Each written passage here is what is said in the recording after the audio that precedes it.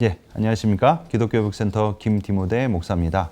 예, 이번에는 빛과 진리 교회에서 발생한 종교적 가스라이팅과 그루밍 뿐만 아니라 이와 유사한 교회에서 일어나고 있는 이런 문제들로 인해 내부에 남아서 탈퇴를 고민하고 계신 분들을 위해 가이드라인을 해드리는 자리를 마련했습니다. 교회 내부에서 이러한 종교적 가스라이팅과 그루밍이 엄연하게 발생하고 있는데도 이 교회 초신자들이나 또 일부 교인들은 이러한 사실을 전혀 인지하지 못하고 있는 상황입니다. 어째서 이분들이 이러한 사실을 모르고 있는지, 어떤 구조길래 이런 상황들이 발생하는지 여쭤보고 싶습니다. 언론에서도 다루고 그다음에 재판에서도 하게 되면서 그 정보들이 조금씩 사람들이 접근하게 되면 알 수는 있지만, 제가 다녔던 때 평화나무나 PD수첩에서 다루지 않았었을 때는 정말 그 전혀 내용을 몰랐습니다. 아, 이런 일들이 일어나는지 아예 모르셨다는 건가요? 인문훈련은 전혀 듣지도 못했었고요. 그다음에 얼차려를 준다 이런 것도 전혀 몰랐습니다. 그런 베일링이 있었기 때문에 정보가 통제가 돼서 지금 초신자들이 깨닫기 어려운 것 같고요. 다만 이제 지금 그렇게 뭐 200명씩 몰려가고 하시는 그런 분들은 내용을 아실 거란 말이죠. 그분들은 이제는 사실관계가 중요한 분들이 아니다. 예, 그렇게 지금 가치관이 서신 분들이 아닐까. 예, 그렇게 판단을 할 수밖에 없을 것 같습니다. 목사가 억울하게 네. 지금 핍박을 당하고 있는 것이고, 어떤 언론이나 교회를 무너뜨리는 세력들에 의해서 저런 꼴을 당하고 있는 것이다. 그러한 어떤 잘못된 확증 편향에 빠져 있어서 그런 것으로 보고 계신다는 말씀이신 거죠? 사실관계가 중요하지 않을 겁니다. 그분들한테는. 목사님께서는 어떻게 좀 한 말씀 부탁드리겠습니다. 초신자들이 이런 걸 눈치채기 어려운 이유가 좀 뭐라고 생각하십니까? 빛과 진리 교회는 이제 베일링이라는 교리가 있습니다. 베일링이라는 거는 빛과 진리 교회의 특수한 용어에 해당되거든요. 그래서 정보 통제입니다. 윗선에서 공유되고 있는 정보가 그 초신자들이나 그 아래 서열이 낮은 사람들에게 알려지면은 오해의 소지가 생기기 때문에 그걸 통제해야 한다는 거죠. 그러니까 사실은 빛과 진리 교회에서는 가혹행위나 김영진 목사에 대한 어떤 신격화 행위들이 있음에도 불구하고 그것이 이제 초신자들에게 알려지지 않은 것은 철저한 베일링 교리 때문에 그렇습니다. 빛과 진리 교회뿐만 아니라 이 영상을 지금 시청하고 계신 분들 중에 우리 교회가 좀 이상한 곳이 아닌가? 그리고 좀 가스라이팅을 하면서 잘못된 방향으로 가고 있는 교회가 아닌지, 교인들 입장에서 좀 이런 것들을 자가 진단하거나 또는 이제 내부 점검을 해볼 수 있는 좋은 방법이 있다면 좀 알려주시면 좋을 것 같습니다, 목사님. 가장 기본적인 구별 방법은요, 목사나 이런 리더십과 같은 어떤 교회 관계자가 나를 자신에게 의존하게 하는지, 그것을 좀 확인해 보면 됩니다. 의존하게 하는지 아니면 독립적인 존재로 인정하고 있는지, 요거를 확인하면 좋을 것 같고요. 이 세뇌와 교육은 과정은 굉장히 유사해 보이지만, 이 누군가를 세뇌하고자 하는 개인이나 종교 집단은요, 자꾸 하나님이 아닌 자신이나 교회 집단에 의존하게 만들거든요. 타 교회는 비난하면서 자기 교회의 우월성을 강조하고 있는지 아닌지, 이것을 좀 확인해 보면 좋습니다. 그런 모습이 있다면 좀 자가 진단을 해볼 수 있는 하나의 척도가 될 수 있다. 이제 그 말씀이신 거죠. 또 이제 어떤 특정 종교 집단에서는요, 이 공동 생활을 명목으로 그 집단 생활을 하게 하는 경우가 있거든요. 꼭 그렇게 그 모여 사는 걸 하더라고요. 그걸 이제 항상 이제 초대교회 공동 생활을 자꾸 뭐 선망한다고 하면서 하는데, 사람들이 모이게 되면요, 질서를 명분으로 서열화가 생길 수밖에 없습니다. 반드시 이런 기독교적인 행위들이 생기게 되고요. 또 생계를 종교 집단에 의존하게 하는 것으로 이렇게 발전할 수가 있습니다. 그래서 탈퇴를 막거나 또 교인들을 노예화하려는 시도의 어떤 초기 증상으로 볼 수 있습니다. 또한 이 종교 집단만의, 그 교회만의 특이한 용어들이 많이 있다면요, 이것도 이단 사이비의 특징이기도 합니다.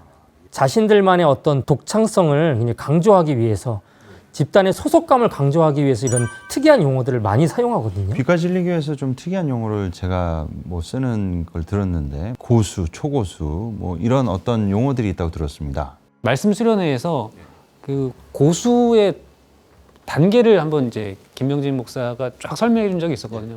3류, 2류, 1류, 초일류, 뭐 신경 탈경, 그렇게 막 이제 한번 계보를 쫙 이제 하시면서, 그게 무협지에 나오는 단어 아닙니까? 네, 그쪽에 좀 그 조예가 깊으신 것 같습니다. 예. 본인은 아마 15년 정도 훈련을 하고 나서는 초인류를 벗어난 것 같다.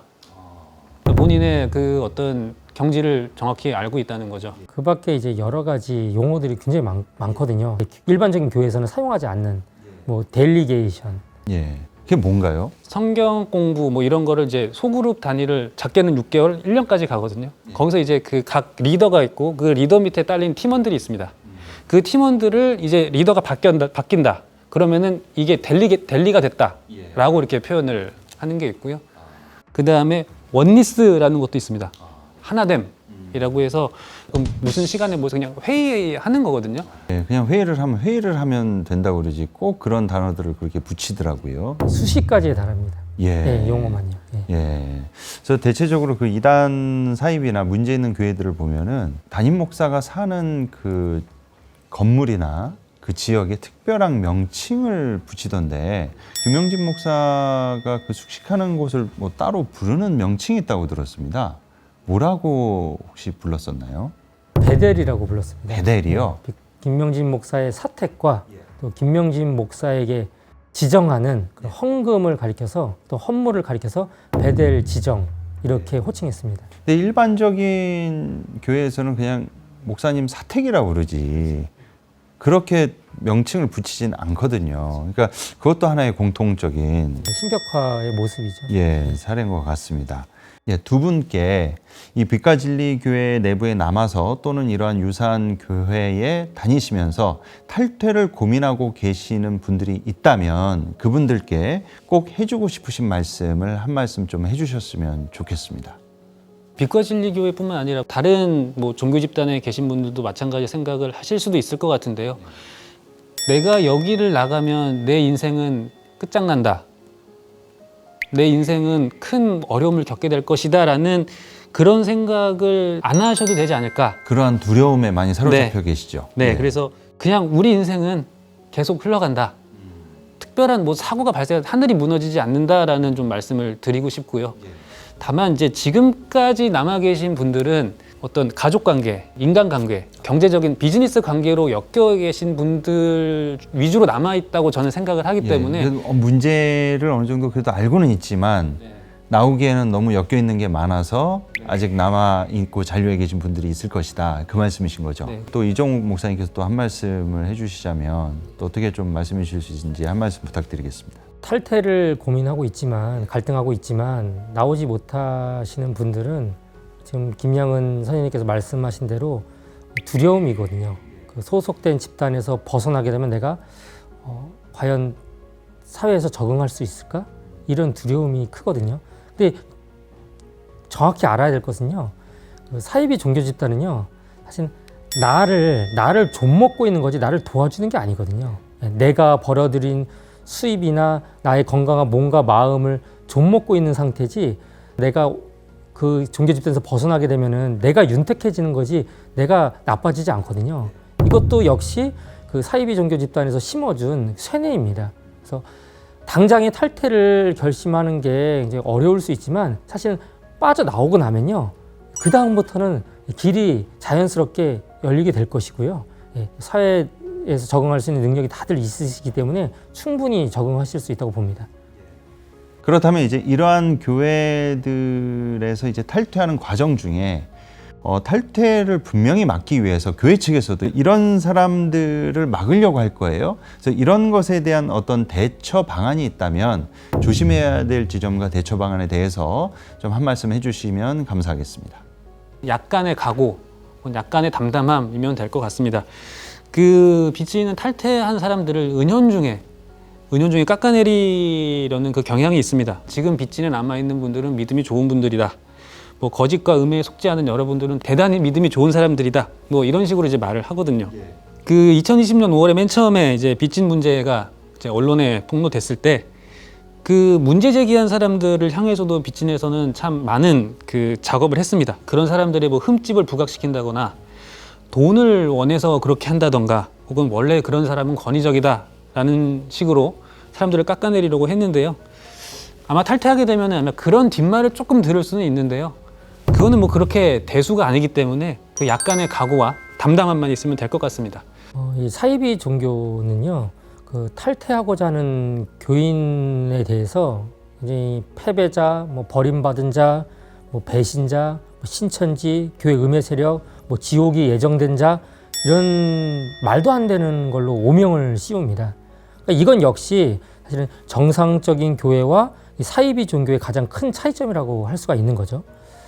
그래서 건강하고 정상적인 교회는요, 탈퇴자를 안타깝게 생각하고 또 좋은 교회로 가서 행복할 것을 또 축복받을 것을 기원해 주잖아요. 그런데 이제 사이비 종교는 그렇지 않죠. 계속 공격을 하고 어떤 음해 세력으로 몰아버립니다. 그래서 만약에 탈퇴 중에 그런 공격을 혹시 받으시는 분들이 계시다면 또 이런 것에 대해서 상처를 받으실 게 아니고요. 오히려 내가 다녔던 교회가 나쁜 교회였구나. 사이비 종교 집단이었구나. 이것을 인증하는구나. 이렇게 아셨으면 좋겠습니다. 예. 두 분 통해서 빛과 진리 교회뿐만 아니라 이렇게 종교적 가스라이팅과 그루밍으로 인해 교회 내부에 남아서 고민하고 계신 분들 탈퇴를 위한 가이드에 대해서 이렇게 여쭤보는 시간을 가졌습니다. 예, 오늘 두 분 자리해 주셔서 감사했습니다. 잘못된 교회와 잘못된 목회자를 만나서 종교적 가스라이팅과 그루밍으로 고통을 받고 있는 많은 분들께서 오늘 이 자리를 통해 회복으로 안내를 받으시는 계기가 됐으면 정말로 좋겠습니다. 여러분의 개인만의 문제는 아닙니다. 너무 죄책감과 자책감에 시달리지 마시고 이러한 고민으로 인해서 탈퇴를 고민하고 계신 분들께서는 저희 평안나무 기독교회복센터에 언제든 연락을 주시고요. 그리고 오늘 함께 자리해 주신 크리스천 남센터 이종욱 목사님께도 언제든 연락해 주시면 감사하겠습니다. 또한 조미듬 목사님께서 운영하고 계시는 바른미디어에도 연락을 주시면 저희 기관들이 여러분 고민과 그리고 탈퇴를 위해서 함께 조력해서 도움을 드리겠습니다. 언제든 여러분 용기 있는 걸음을 내딛기를 저희가 응원 드리겠습니다. 감사합니다.